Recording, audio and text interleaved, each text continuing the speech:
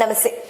ഒരു ക്രിസ്ത്യൻ പുരോഹിതനാകാൻ കുറഞ്ഞത് 10 വർഷം മുതൽ 14 വർഷം വരെ പഠിക്കണം. പല സഭകളിലും ഇതിൽ ചെറിയ വ്യത്യാസങ്ങളുണ്ടാകും. ഇക്കാലയളവിൽ ഇവർ ബൈബിൾ, ദൈവശാസ്ത്രം തുടങ്ങിയവ മാത്രമല്ല പഠിക്കുന്നത്. സൈക്കോളജി, ഫിലോസഫി, ലിറ്ററേച്ചർ, ചരിത്രം, നിയമം, അന്താരാഷ്ട്ര ബന്ധങ്ങൾ, വിവിധ മതങ്ങളെക്കുറിച്ചുള്ള പഠനം, വിവിധ ഭാഷകൾ, പൗരശാസ്ത്രം എന്നു തുടങ്ങി ടേബിൾ മാനേഴ്സ് വരെ പഠിക്കും. അതുകൊണ്ട് തന്നെ ക്രിസ്ത്യൻ പുരോഹിതന്മാർക്ക് വലിയ അറിവും ലോകവിവരവും ഉണ്ടെന്നാണ് നമ്മൾ കരുതുന്നത്.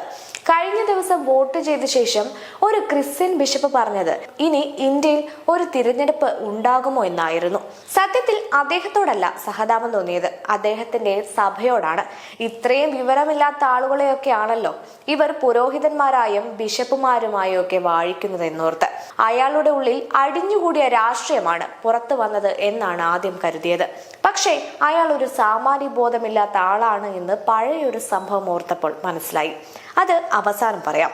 ഇന്ത്യയിൽ 2014 BJP അധികാരത്തിൽ വന്നപ്പോൾ തൊട്ടുള്ള നിലവിളിയാണിത്. 2014 കഴിഞ്ഞു, 2019 കഴിഞ്ഞു, 2024 പൊതു തെരഞ്ഞെടുപ്പും കഴിഞ്ഞു. ഇപ്പോൾ രാജ്യത്ത് സെൻസസ് നടപടികൾ തുടങ്ങിക്കഴിഞ്ഞു. അതുപോലെ മണ്ഡല പുനർനിർണയം കൂടി ഉടൻ പ്രഖ്യാപിക്കും. ഭരണഘടനാ പ്രകാരം അത് കൂടി കഴിയുമ്പോൾ ലോക്സഭാ അംഗങ്ങളുടെ എണ്ണം നിലവിലെ 543 നിന്ന് 816 ഉയരും. അത് മുന്നിൽ കണ്ടാണ് പുതിയ പാർലമെന്റ് മന്ദിരം പോലും നിർമ്മിച്ചിരിക്കുന്നത്. ഇവരുടെയൊക്കെ പ്രശ്നം എന്നത് ജനാധിപത്യപരമായി ഇവർക്ക്, അതായത് ക്രിസ്ത്യൻ സഭകൾ പിന്തുണയ്ക്കുന്ന കോൺഗ്രസിന് ഇന്ത്യയിൽ ഇനി അധികാരത്തിൽ തിരിച്ചു വരിക എന്നത് നിലവിലെ സാഹചര്യത്തിൽ ഏറെക്കുറെ അസാധ്യമാണ്. അല്ലെങ്കിൽ രാഹുൽ ഗാന്ധി BJPയിൽ ചേരുകയോ വല്ലതും വേണം. ക്രിസ്ത്യൻ ബിഷപ്പുമാരുടെ വോട്ട് ബാങ്ക്, ബ്ലാക്ക്മെയിൽ രാഷ്ട്രീയം BJPക്ക് മുന്നിൽ ചെലവാകുന്നില്ല. വെല്ലുവിളിച്ചു നോക്കി, പരിഹസിച്ചു നോക്കി, പുച്ഛം വാരി വിതറി, ഇരവാദമിറക്കി. പക്ഷെ ക്രിസ്ത്യൻ സഭകളുടെ അജണ്ടകൾ മാത്രം നടക്കുന്നില്ല. ഇന്ത്യയിലെ പൊതു തെരഞ്ഞെടുപ്പുകളിലാകട്ടെ ക്രിസ്ത്യൻ സഭകൾക്ക് യാതൊരു റോളുമില്ല എന്നതാണ് വാസ്തവം. കേരളത്തിൽ പോലും ഇവർ വിചാരിച്ചാൽ കൂടി വന്നാൽ 4-5 സീറ്റുകൾ MP-മാരെ വിജയിപ്പിക്കാൻ പറ്റും. അടുത്ത മണ്ഡല പുനർനിർണയം കൂടി കഴിയുന്നതോടെ ഇവരുടെ ഇപ്പോഴത്തെ വോട്ട് ബാങ്ക് ബ്ലാക്ക്മെയിലിംഗ് പോലും ആരും മൈൻഡ് ചെയ്യാതെയാകും. മതം മാറി ക്രിസ്തു മതം സ്വീകരിച്ചവർക്ക് ദളിത് സംവരണം ലഭിക്കില്ല എന്ന 1950 നിയമം സുപ്രീം കോടതി ഒരിക്കൽ കൂടി ശരിവെച്ചത് ഇവർക്ക് വീണ്ടും തിരിച്ചടിയായി.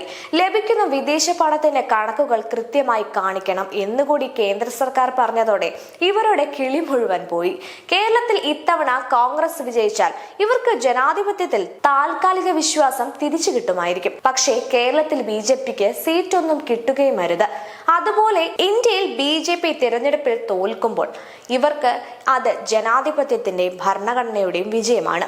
BJP തിരഞ്ഞെടുപ്പിൽ വിജയിച്ചാൽ ജനാധിപത്യം മരിച്ചു, ഇന്ത്യയിൽ ജനാധിപത്യം ഇല്ലാണ്ടായി എന്നൊക്കെ പറഞ്ഞുള്ള കരച്ചിലും. സംഭവം ഇത്രയേ ഉള്ളൂ. കോൺഗ്രസ് അധികാരത്തിലാണെങ്കിൽ ആരും വിദേശ പണത്തിന്റെ കണക്കും ചോദിക്കില്ല.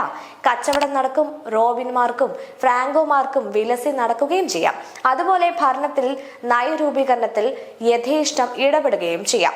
BJP ആണ് കേന്ദ്ര ഭരണത്തിലെങ്കിൽ സ്നേഹമൊക്കെയാണ്, പക്ഷേ ഭരണത്തിൽ നയരൂപീകരണത്തിൽ അടുപ്പിക്കില്ല എന്ന് മാത്രമല്ല വിദേശ പണത്തിന്റെയും കച്ചവടത്തിന്റെയും കണക്കുകൾ കൃത്യമായി കാണിക്കുകയും വേണം.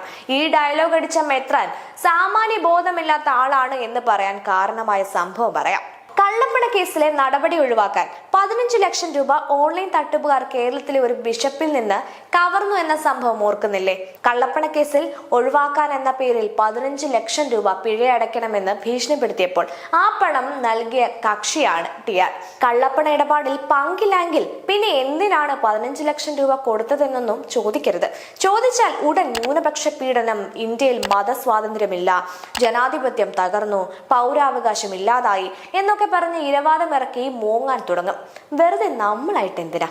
നിങ്ങളൊക്കെ ഒന്ന് ഉണർന്ന് ചിന്തിച്ചാൽ മതി.